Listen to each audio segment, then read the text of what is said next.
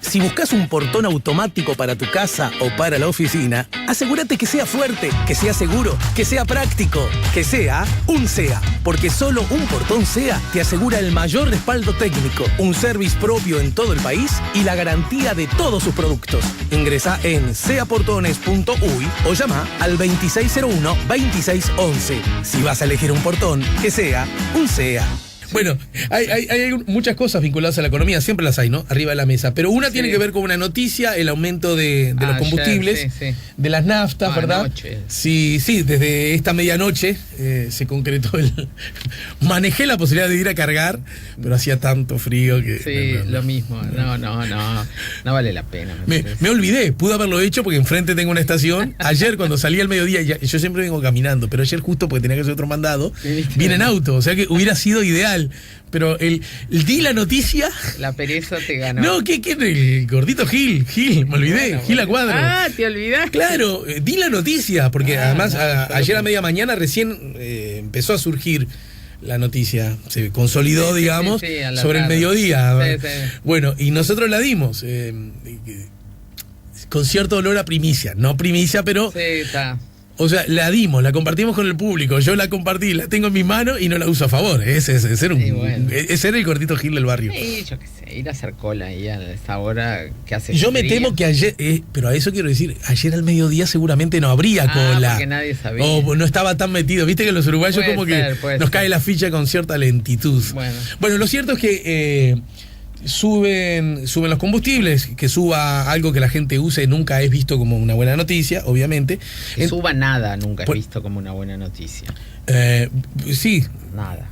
Pero o sea, las cosas que usa la gente, ¿no? No, en general, ningún precio es visto que suba como una buena noticia. Claro. Muchas veces, inclusive el dólar, muchas veces se dice, no, que el dólar, no, escuchamos todo, que el dólar, que está muy bajo, que tiene que subirse. Bueno, que en el momento que sube, es una mala noticia. Porque está mostrando que hay algún problema o algún desajuste y que en ese desajuste nunca se sabe hasta dónde se va a llegar. Y en ese contexto, entonces, ¿cómo vemos este aumento? El aumento de este precio era esperable, o sea, si uno sigue más o menos, tanto el precio del petróleo como el precio del dólar venían subiendo, bueno, el dólar todo el mundo lo ve, pero el petróleo también viene subiendo ya desde hace algunos meses. Y bueno, en esta nueva, o sea, ANCAP siempre lo sigue, ¿verdad? Y tiene una paramétrica que, bueno, ya a esta altura no sé en qué tanto la cumplirán o no, pero hay una nueva gestión, ¿no? Al frente de ANCAP, que demostró, más allá de la interna, no estoy en esa cuestión, sino en los números de resultados, que ha mostrado... que mejoraron mucho esos números, y bueno, preservar eso es importante. Y bueno, me parece que además se tomó me pareció interesante esto del aumento diferencial, ¿no? Donde lo que aumenta es la nafta y el fuel oil y otras, pero el querosén, pero no aumenta ni el gas, ni el supergas, digamos, ni el gasoil. Que bueno, que son como los precios capaz que más sentidos o más el gasol, porque es el que sirve para todo el transporte, no solamente el productivo, ¿no? Como los en el campo, sino también el transporte colectivo. El transporte público, claro. El transporte público, todo es en base a gasoil, entonces bueno, eso sí es interesante. Y luego el supergas, que bueno, que es un gasto muy importante para todas las familias en general, normalmente, y en invierno más, porque bueno, la calefacción en muchos hogares se realiza a través del supergas. Gobierno dio un guiño al campo y cargó ajuste solo sobre naftas, así lo resume Diario El Observador. Tu precisión es interesante. En todo caso, el guiño no es solo al campo, ¿no? Sí, bueno, esa es una interpretación de los periodistas. No lo veo como simplemente un guiño, sino atender o sea, pensar en el impacto que tienen las tarifas, no solamente verlo desde el punto de vista de qué es lo que la empresa precisa, sino dado que es un monopolio, ¿no? Y tenemos los precios son administrados, no hay ninguna posibilidad de digamos, de dejar de tener otro precio, ese es el que está, y ante, digamos, servicios que son esenciales y que además después pueden, ¿no? Imaginemos, aumenta el precio del gasoil, luego aumenta el precio del boleto en Montevideo, después el interdepartamental, ¿no? Y eso afecta a una población, digamos, de mitad de tabla hacia abajo, tal vez, mientras que la nafta es el combustible que usan los automóviles, y bueno, el que tiene automóvil tiene un poder adquisitivo, digamos, mayor que el que no. Entonces, me parece que desde ese punto de vista es interesante, más que por lo del campo, que tal vez es un tema, pero bueno, no es el único, ¿no? Y además yo creo que acá pesa mucho más, si uno mira a la población en su conjunto, en número, esta otra parte del transporte colectivo y del supergas, que es y en ese contexto interesante eso. Alguna pregunta. Bueno, Uruguay no tiene petróleo, por lo tanto todo lo vinculado a los combustibles que emanan del petróleo estamos sujetos a los precios internacionales, ¿no? Es una obviedad. En este caso además agrava eso no es solo, no es porque tenemos o no petróleo, porque hay muchos países donde tienen petróleo, igualmente sus precios se fijan con el precio internacional del petróleo. Bueno, pero si no tenés que comprarlo. Pero no importa, porque lo vendés, es lo mismo. México y Venezuela tienen naftas baratas, entre otras cosas porque tienen petróleo, no lo tienen que comprar.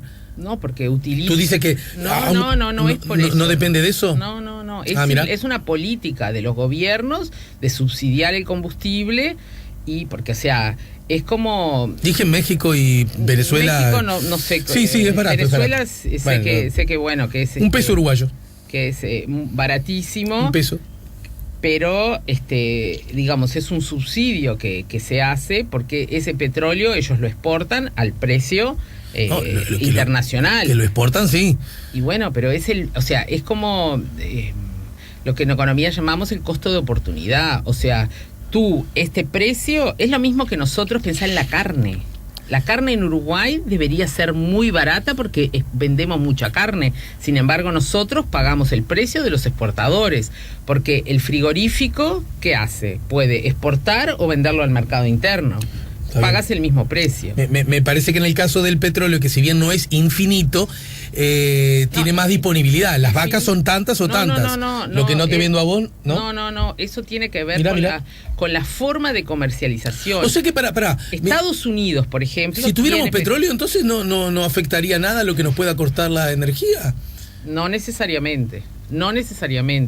Porque primero, además, depende del costo. O sea, no todos el petróleo que me estoy desayunando con esto. Está en el mismo lugar. Bueno, en Brasil, por ejemplo, Brasil tiene otros miles de problemas, pero Brasil tiene petróleo, es autosuficiente y tiene un costo de los combustibles que se fija con el precio internacional.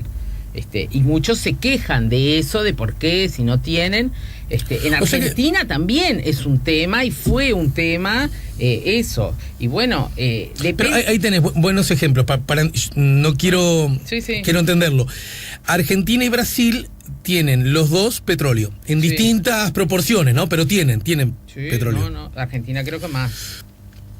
En absoluta o en relación, ¿verdad? Ahí está. Interno, eso es lo que estaba diciendo. Consumo. Brasil es como autosuficiente, le da para a veces tiene que importar un poco por las calidades. Pero no tendría por qué siempre. No. Argentina, digamos, hasta puede vender. Le da para exportar. Sí, es un exportador neto. La pregunta es, Argentina y Brasil están en general por debajo los precios de los combustibles que Uruguay. No grandísimas diferencias. Bueno, no nos pongamos a discutir sobre eso. Están por debajo. ¿Están por debajo en general? Sí, ¿no? Sí. La pregunta es, ¿no incide nada en que estén por debajo de que ellos tienen ese producto? Puede que sí, pero no necesariamente. Eso depende de la política de precios de combustibles que lleve adelante el país y cómo se fijen los precios. Si los precios son libres, por ejemplo, yo ponía el caso de Estados Unidos, donde el precio de los combustibles lo fija el mercado. es un país donde tú vas de una estación de servicio a otra y el precio es diferente. Sí. ¿No? Ellos tienen petróleo, pero las estaciones de servicio, digamos, no, las grandes distribuidoras, que son en definitiva las que fijan los precios, o sea, después el minorista tiene como un pequeño margen ahí para variar, pero digamos, el precio es al que les llega. Se fijan de acuerdo a los precios internacionales, suben o bajan. En Europa también los precios son libres y las estaciones de servicio compiten entre sí por captar, mientras que en nuestros países, digamos en Sudamérica por lo menos, es un precio tarifado, donde en Brasil creo que hay cierta posibilidad de competencia, o sea, ellos fijan como un precio máximo, pero lo podés bajar, o sea, ahí como que hay a veces promociones en distintas cadenas que hay como un diferencial, pero bueno, es básicamente un precio controlado. Bien. En Uruguay esa posibilidad no existe. No hay existe. Un precio y ese es el precio al que se vende. No necesariamente en el caso de tener petróleo va a bajar internamente. Es como, eso es más, se ve en el sentido de lo sustentable que es la combinación energética que tiene el país, que no dependés de importaciones todo el tiempo, sino que si por alguna razón hay un problema, vos tenés tu producción. Y en ese contexto, pregunto, pero hay una cosa que se dice habitualmente, lo dice la oposición, ahora lo está diciendo cada rato, pero también lo dicen los ciudadanos, ¿no? De a pie, más allá de sus simpatías políticas, es... Pucha, sube el dólar, sube el petróleo y sube el dólar, cualquiera puede entenderlo, como lo compras en dólares y el dólar te cuesta más caro y encima el precio de lo que tenés que comprar está más alto, eso empuja al aumento de las tarifas, cualquiera lo puede entender. Claro. Ahora, la pregunta reproche que cada tanto se hace es, pero papá, ojo que cuando el dólar baja y el precio del barril baja, como pasó, no bajaron los combustibles. Puede que haya como una conducta o mirada hemipléjica en ese sentido. Sí sube, pero me hago el chancho rengo si baja. Me lo decís luego de la pausa. Bueno. Estamos poniendo la mañana en camino, estamos con Mordecki. Ese pozo de petróleo que estábamos cavando, déjalo, porque no, es inútil, no incitamos con esa, ya venimos.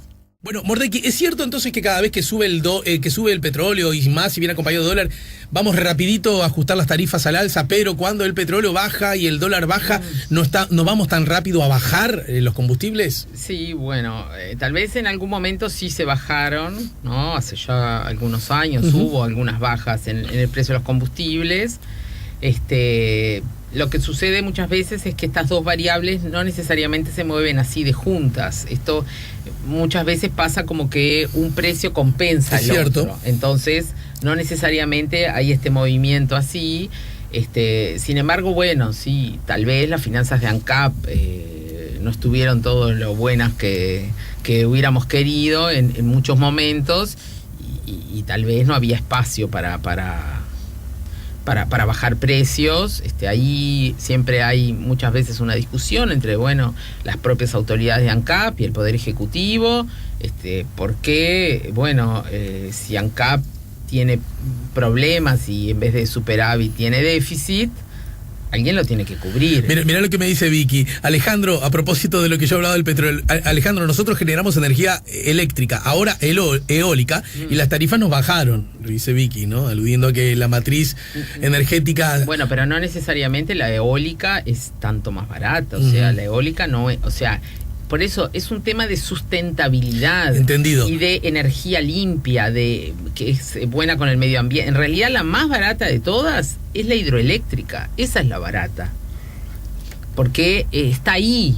Si llueve, producís, están las represas llenas, producís energía eléctrica, no tiene un costo mayor que el otro. Mientras que la eólica, no, la eólica es los primeros contratos además eran como se pagaba, se consumiera o no, ahora como que ya son un poco más flexibles, pero igualmente se paga, no es tan barata. Tal vez prender las centrales térmicas y producir, digamos, usando full oil es más caro, a veces igual se hace, porque bueno, hay momentos... Cada vez menos creo también, ¿no? Cada vez menos, hay momentos de picos donde igual hay que complementar, porque bueno, si tenemos sequía, la eólica es importante, pero es, no sé, 25, 30% del total. Bien, y en otro orden de cosas, bueno, se va a empezar a discutir una nueva rendición de cuentas que en un marco, bueno, además del cruce necesariamente político que estas cosas siempre tienen, hay datos que lucen como objetivos. 4% es el déficit fiscal, ¿no es cierto? Fue el último mes. Ese es un número alto. Y por ende creo que no hay nadie que lo discuta. Es una mala noticia, ¿no es cierto? Sí, es preocupante, ¿no? Es preocupante, no es... me estás relativizando, sí, entonces... Sí, a ver. Bueno, hay a veces hay que ver, digamos, la trayectoria. Yo creo que lo más preocupante no es el 4 en sí, sino que por más que el gobierno, el Poder Ejecutivo ha...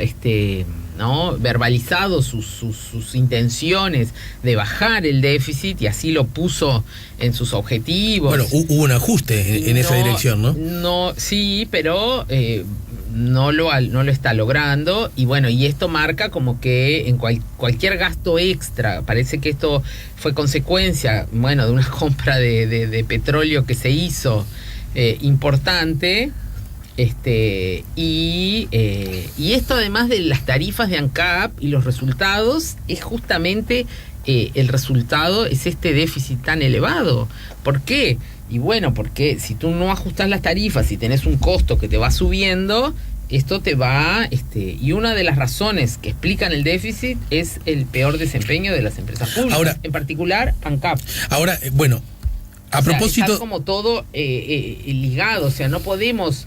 es como que no podemos exigir que no suban los combustibles y que baje el déficit fiscal. O sea, son como dos cosas que van en sentido opuesto.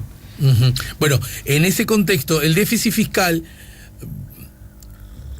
pondría en riesgo el grado inversor que las... No es algo tan lineal. Porque el grado inversor parece ser una cosa que hay que defender, que hay que cuidar, o no tanto tampoco. Sí, no.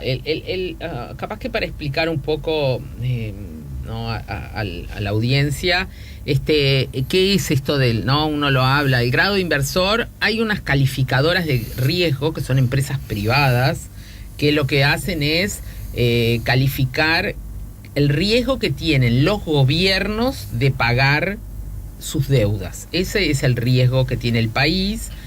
Y tiene como una relación no exacta, pero bastante directa, con las tasas de interés que exigen pagar a los países más riesgosos. Claro. O sea, si tu país es calificado como más riesgoso, entonces vas a tener que pagar por tus más altos intereses. Más altos intereses, automáticamente, sí. ¿no? O sea, eso el mercado lo regula. Pero además... hay muchas empresas que tienen, que para poder, empresas extranjeras, que para multinacionales, que para poder invertir en terceros países, deben cumplir como ciertas cuestiones. Una de ellas es que el país tenga el grado inversor. O sea, si no tenés el grado inversor, se complican mucho las inversiones extranjeras, por ejemplo. Y ese es un diferencial que hoy nosotros tenemos frente a Argentina y Brasil, que lo perdieron el grado inversor. Bien, entonces, teniendo en cuenta que es algo valioso. Es valioso, pero digamos que tampoco me parece que hay que tener como valioso para qué, o sea, tiene muchas puntas. Bueno, ¿no? Entre otras cosas, a ver si voy a ser alumno tuyo, ¿está? Dale. Entre otras cosas, como Uruguay, del mismo modo que muchísimos países, necesitan emitir deuda en la medida que tengan grado inversor, esa deuda, primero, va a ser más confiable en los mercados, segundo, va a necesitar que paguemos menos interés. Exacto. Por lo tanto, emitimos una deuda, yo no sé si el término ahí aplica, de carácter más soberano, más acorde a nuestras necesidades y con condiciones relativas que ponemos nosotros. ¿Por ahí voy bien? No exactamente, bueno. O sea, porque lo que se le llama deuda soberana es la emisión de los bonos, estos bonos del Tesoro, letras, porque no tienen condicionalidad. Y el tema de la tasa de interés diferencial que te exigen pagar tú la pagás, o sea, la pagás en general por todos tus papeles, porque digamos, es algo que se calcula con las cosas que ya están emitidas también, ¿entendés? No solamente pesa en el nuevo crédito, aunque fundamentalmente es eso, pero digamos, luego, ¿por qué? Porque tu país aparece como más riesgoso, los que hoy tienen un papel, se los quieren sacar de encima. Claro.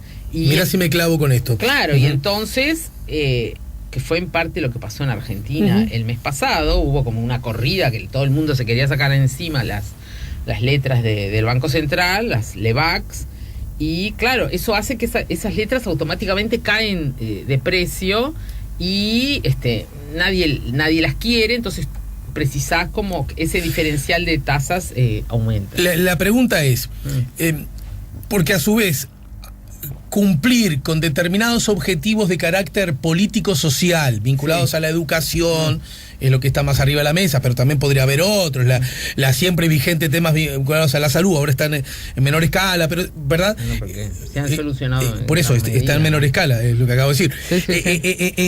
En todo caso, eso implica gastar más dinero. Si gastamos más dinero con un déficit fiscal alto, eso 1 más 1 es 2, va a provocar que ese déficit aumente. Y ese déficit aumentando o consolidándose pondría en riesgo, entre otras cosas, el grado inversor. Pero a su vez, no hacerlo implicaría incumplir, ya no digo mandatos electorales, incumplir problemas que la sociedad tiene a su frente. Entonces, ¿qué hacemos? Porque acá aplica lo de la frazada corta, ¿no? Si hacemos una cosa, tenemos un frío en la cabeza, y si tapamos la cabeza, tenemos frío en las patas, ¿no? O sea, está bien la cuestión, o sea, lo que pasa es que no olvidemos, el déficit fiscal surge de hacer ingresos menos gastos. Tú me estás hablando solo de los gastos, ¿no? Pero veamos al lado de los ingresos. ¿Qué son ingresos? Bueno, los ingresos son básicamente los impuestos que cobra el gobierno, que recauda a través de la DGI, ¿no? Es el IVA, el IRPF y otros impuestos, pero también el resultado de las empresas públicas. Y ahí volvemos a lo que hablábamos de ANCAP, ¿entendés? Entonces, si tú tenés ahí algo que te está, digamos, haciendo que el gobierno, en vez de lo que tiene que poner para la educación, tiene que sacar un pedazo y dárselo a ANCAP, entonces, ¿qué es más lógico? Bueno, que suban las tarifas y que los dueños de los que manejamos y andamos en automóvil paguemos más, y relativamente estamos en parte, ¿no? Es como una transferencia de un grupo de consumidores hacia la mayoría de la sociedad. O inclusive, o sea, como de la sociedad que consume servicios públicos, de estos otros que tú mencionabas, salud, educación, seguridad, ¿no? Y todo. Entonces, pensemos que siempre hay dos lados en esto. Tenemos ingresos y tenemos gastos. Y lo que no alcanza es el déficit, y eso lo financiamos con deuda. Entonces, lo que miran las calificadoras en realidad no es necesariamente el déficit. O sea, el déficit, no hay un número mágico. El déficit lo que hace es ir aumentando la deuda. Sí. Entonces, claro. ¿Qué porcentaje de deuda sobre PIB tenés? Eso es lo que miran. Y después, ¿qué disponibilidad hay en el público de comprarte la deuda? Porque hay países, yo qué sé, Estados Unidos, por ejemplo, pongámoslo, siempre lo ponemos de ejemplo, pero bueno, en determinados momentos tuvo deudas por encima del 100% del PIB. O sea, el PIB más grande nunca tuvo problemas. ¿Por qué? Porque es la economía más segura, siempre pagó, todo el mundo quiere los bonos de Estados Unidos. Sí, sigue teniendo la letra AAA, ¿no? Aunque paguen, bueno, ahora han subido un poco las tasas de interés, pero inclusive en la época en que pagaban 0 de interés, igual, por seguridad, la gente muchas veces las prefería. Pero ahí volvemos a la gente. La gente, por llamarlo de alguna manera, confía en Estados Unidos y tiene derecho a desconfiar un poco más de países como Uruguay. Por eso le exigen otra cosa a Uruguay, ¿no? Exactamente. Por eso es tan importante, una vez que tienen un poquito más de confianza, mantenerla, porque bueno, nosotros somos un país muy pequeño que no tenemos un mercado interno. Pero yo quiero llegar a esto. Sí. ¿Cuál debe ser? Ni siquiera hablo del gobierno del Frente Amplio, sino que hablo de los gobiernos. En este caso es el gobierno del Frente Amplio, ¿no? Ante una encrucijada, tengo alto el déficit fiscal, pero a su vez tengo asuntos que resolver que requieren gasto. ¿Cómo hago? ¿Aumento el gasto y aumenta el déficit? ¿Cuido el déficit y tengo esa deuda pendiente en cuanto a temas sociales que resolver? ¿O también se sugiere una redistribución de los gastos para que de alguna manera se compensen ciertas injusticias con sectores que están más privilegiados de algún modo? No sé si fui claro. Sí, claro. A lo mejor hay otras opciones. Claro, aumentar los ingresos, ¿no? Esa es como, ¿no? Aumentar los impuestos. Claro, que el gobierno reciba, el Estado reciba más dinero. Logre recaudar más. Pero viste que esa fue una consigna muy fuerte de este gobierno. No, yo simplemente... No, está bien, las opciones, claro. Esta también es una, tal vez políticamente, en este momento no está planteada, porque bueno, estamos a un año de las elecciones, ¿no? Y aumentar los impuestos nunca es buena noticia. Y no, peor que los precios. Peor todavía. Los impuestos son vistos como algo, sí, se aumentaron algunos, hubo algunos aumentos de impuestos, el IRPF, se aumentaron como en las franjas de más arriba, hubo algunas cuestiones, también a las empresas les cambiaron como la forma de declarar y eso también resultó en un aumento en algún, no me acuerdo si hace unos 2 o 3 años, un aumento también en ese sentido, pero se trata de que esto no suceda. Pero también tenemos las tarifas, por eso, no solo los impuestos. Y el combustible es un precio de la economía, es una tarifa que redunda en recaudación del gobierno.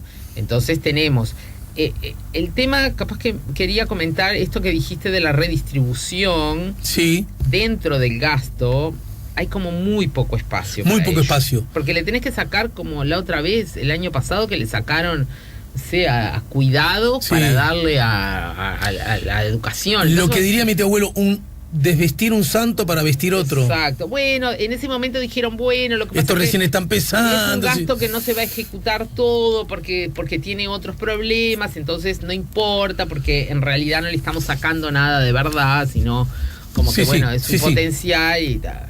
Pero bueno, cada vez eso va quedando más estrecho. El gobierno, digamos, hay muchísimos gastos que son... Me estás diciendo que ahora el Parlamento, la discusión va a tener poco margen. Capaz que hay algún programa del cual se puede sacar un poquito y poner a otro. O sea, los planteos que hay, ¿no? Yo no digo que no sea una consigna válida, ¿no? 6% a la educación, más 1 a la investigación. Para mí es un valor. ¿Apoyas esa consigna? Sí, teóricamente sí. Ahora, en las circunstancias actuales es como difícil de exigirle más a un presupuesto que está como y la última de todos lados. Que te pregunto por hoy, por supuesto que tiene una connotación política fuerte, pero tiene que ver con, justamente, estamos advirtiendo que está haciendo mucho ruido el factor déficit fiscal, ¿no es cierto? Sí. Está haciendo ruido. Justamente, el tema es que la oposición le dice al gobierno, acusa al gobierno de que por su mala gestión tenemos tan alto déficit fiscal. El gobierno insiste que el déficit fiscal es obra de asignaturas pendientes en lo político, en lo social, que hacían necesario el aumento del gasto. La oposición le dice que no, ustedes aumentaron el gasto porque son ineficientes, pero además, clientelistas, corruptos, y que son... que lo hacen mal, por eso le piden a la oposición que saquen le piden a la población que saquen al gobierno y lo designan a ellos. El libre juego político de toda la vida, ¿no? Sí, el que está afuera dice que lo haría mejor. Pero en todo caso, el déficit fiscal es un problema y se puede decir que es un problema que se generó, que es una piedra en el zapato del actual gobierno desde la perspectiva económica.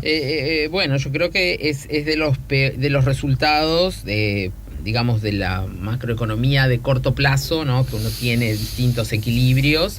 La inflación la logró controlar, que en un momento pareció totalmente fuera de control, pero el déficit es un problema. En los últimos años no se logró bajar, al contrario, se incrementa por distintas cuestiones puntuales, pero no hay como posibilidades, además de atender demandas. Por eso decía, ponía la educación, porque me parece que es como la que aparece ahora como más fuerte, pero bueno, demandas hay de todos los sectores, y por supuesto que si tuviéramos más ingresos podríamos tener un nivel de gasto más elevado.